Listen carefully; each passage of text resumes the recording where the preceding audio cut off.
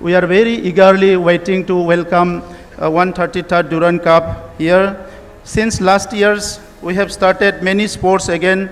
We are building our infrastructure as much as we can. यहाँ पे कोई infrastructure नहीं था, फिर भी हमने ये कोशिश किए थे, लेकिन दुरंत आने के बाद हमारा इंफ्रास्ट्रक्चर भी आ गया है। लोग ने कोशिश किए, असम से जितना सपोर्ट मिलेगा, गवर्नमेंट ऑफ इंडिया से जितना सपोर्ट मिलेगा, उसके साथ काउंसिल का भी थोड़ा सा सपोर्ट या पॉलिसी है कि स्पोर्ट्स को हम लोग को आगे लेके जाना है।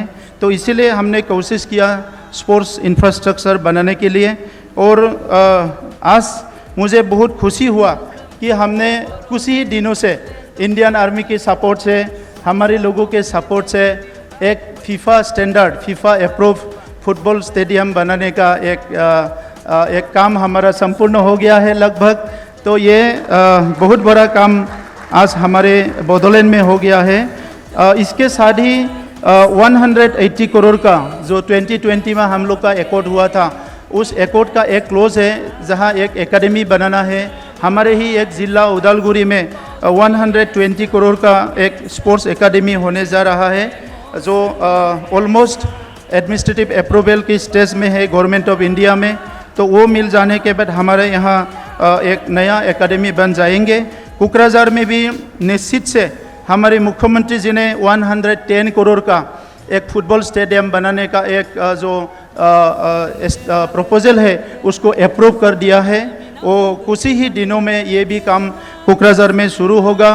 बोडोलैंड का एक रिवोल्यूशनरी लीडर थे वीर शिलागांग, उस रिवोल्यूशनरी लीडर के नाम पे हम लोग हमारे हर कॉन्स्टिट्यूंसी में एक स्टेडियम हम लोग बना रहे हैं। लास्ट ईयर 6 हमने बनाया, इस साल और 6 हम लोग बनाएंगे, 6 बनाएंगे। 5 करोड़ का एक स्टेडियम हर कॉन्स्टिट्यूंसी में हम लोग बना रहे हैं। इस साल हम लोग ने 2 एकेडमी, फुटबॉल एकेडमी हम लोग शुरू करने जा रहे हैं।